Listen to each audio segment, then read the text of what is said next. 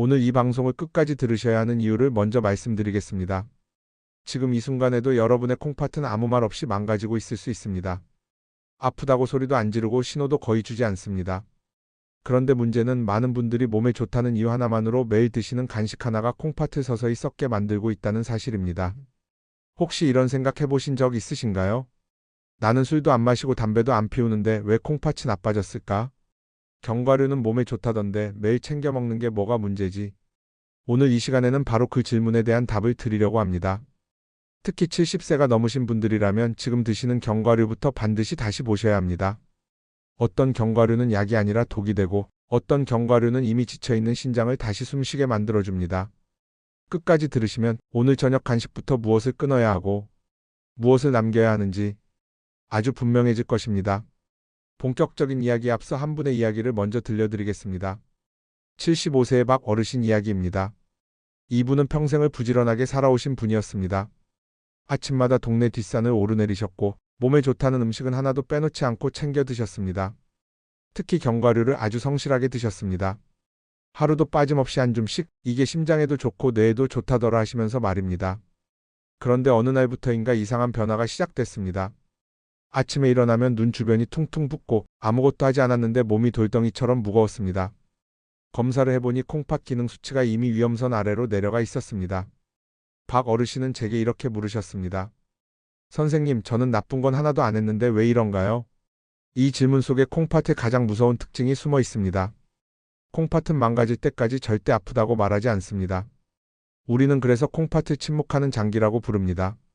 실제로 우리나라 통계를 보면 65세 이상 어르신 10분 중 4분 가까이가 만성 신장 질환을 앓고 있습니다. 겉으로는 멀쩡해 보여도 속에서는 이미 필터가 닳아버린 상태인 분들이 많다는 뜻입니다. 특히 70대가 되면 콩팥의 핵심 기능이 눈에 띄게 떨어집니다. 우리 몸속에서 노폐물을 걸러주는 아주 미세한 필터가 있는데 이 필터의 성능이 젊을 때보다 크게 약해집니다. 쉽게 비유해 보겠습니다. 새거 실대 액체가 있다면 70대의 콩팥은 이미 여러 번 쓰고 찌꺼기가 끼어있는 낡은 채와 같습니다.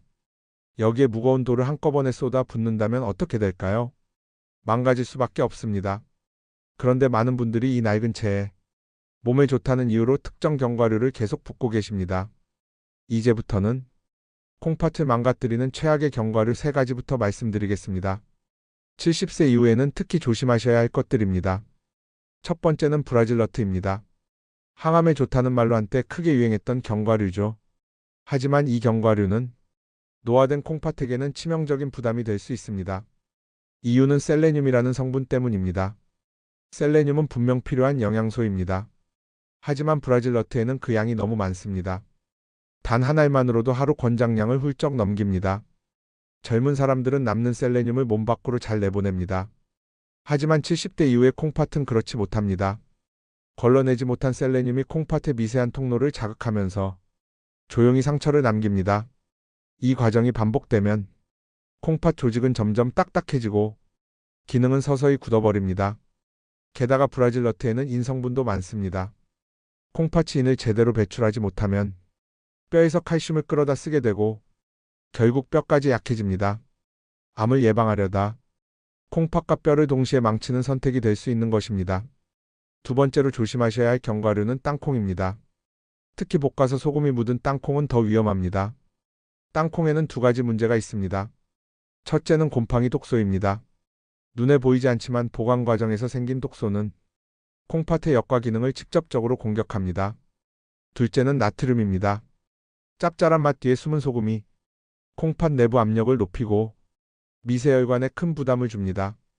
이런 상태가 반복되면 단백뇨가 생기고 콩팥은 점점 제 역할을 하지 못하게 됩니다. 세 번째로 피하셔야 할 견과류는 피스타치오입니다. 색깔도 예쁘고 맛도 좋아서 많이들 드시지만 칼륨 함량이 매우 높습니다. 콩팥 기능이 떨어진 상태에서는 칼륨을 제때 배출하지 못합니다. 혈액 속 칼륨이 쌓이면 심장 박동에 직접적인 영향을 줍니다. 가슴이 두근거리거나 손발이 저리는 증상이 있다면 이런 간식이 원인일 수도 있습니다. 이제 반대로 콩팥을 도와주는 견과류를 말씀드리겠습니다. 첫 번째는 피칸입니다. 칼륨과 인 함량이 비교적 낮고 항산화 성분이 풍부합니다.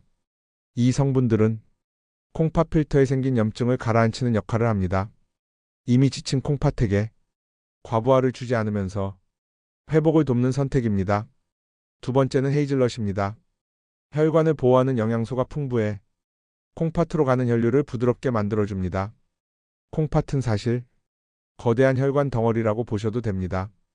혈관이 건강해야 노폐물도 잘 빠져나갑니다. 세 번째는 호박씨입니다. 마그네슘이 풍부해 콩팥 결석을 예방하는 데 도움을 줍니다.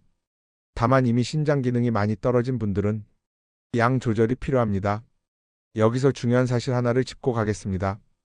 가공식품에 들어있는 이는 거의 전부 흡수되어 콩팥을 괴롭히지만 자연 상태의 견과류에 들어있는 이는 흡수율이 훨씬 낮습니다. 무조건 피하는 것이 아니라 똑똑하게 고르는 것이 중요합니다. 마지막으로 콩팥을 지키는 하루 습관을 정리해 드리겠습니다. 견과류는 반드시 식후 1시간 뒤에 드시고 한 번에 몰아서 드시지 말고 나누어 드시며 물 한 컵과 함께 드셔야 합니다.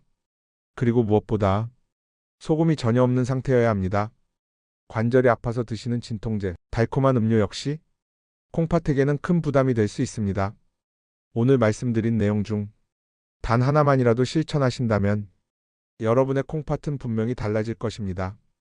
콩팥은 말이 없지만 우리가 어떻게 대하느냐에 따라 정직하게 반응합니다. 오늘 이 시간을 통해 여러분의 콩팥이 조금이라도 더 오래, 조금이라도 더 편안하게 여러분 곁에 남아있기를 진심으로 바랍니다. 끝까지 들어주셔서 감사합니다.